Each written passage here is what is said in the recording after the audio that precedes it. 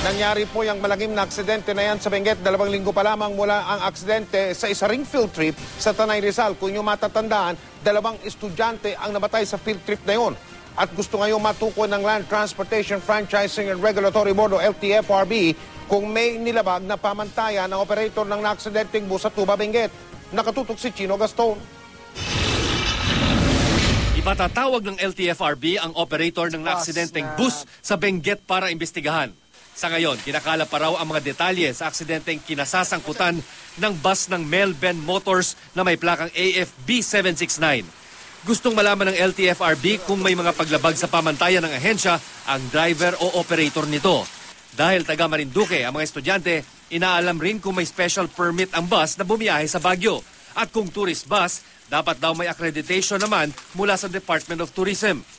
Bubusisiin din kung regular ang maintenance ng bus, kung may ginagawang safety measures ang operator gaya ng pagkakaroon ng alternate driver at guide. Dapat may sapat din silang naging research, no? Kung yan ay area ng medyo bulubundukin or zigzag road. So dapat yan ay meron silang mapa. Mas mainam nga kung yung konduktor ay marunong din magmaneho.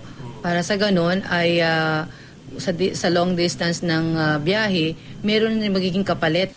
Kapag napatunayang may pagkukulang ang operator, maaaring masuspinde o tuluyang bawi ng franchise to operate ng nasabing bus company.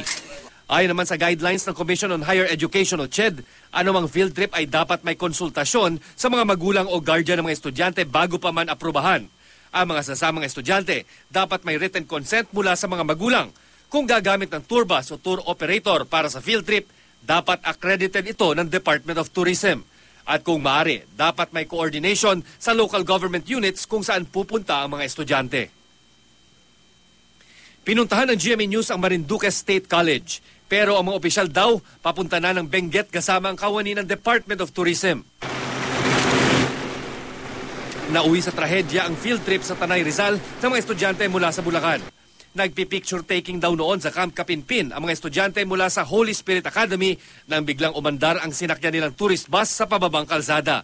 Patay ang 2 estudyanteng sina Rio Bianca Ramirez at Pamela Enriquez. Chino Gaston, nakatutok, 24 oras.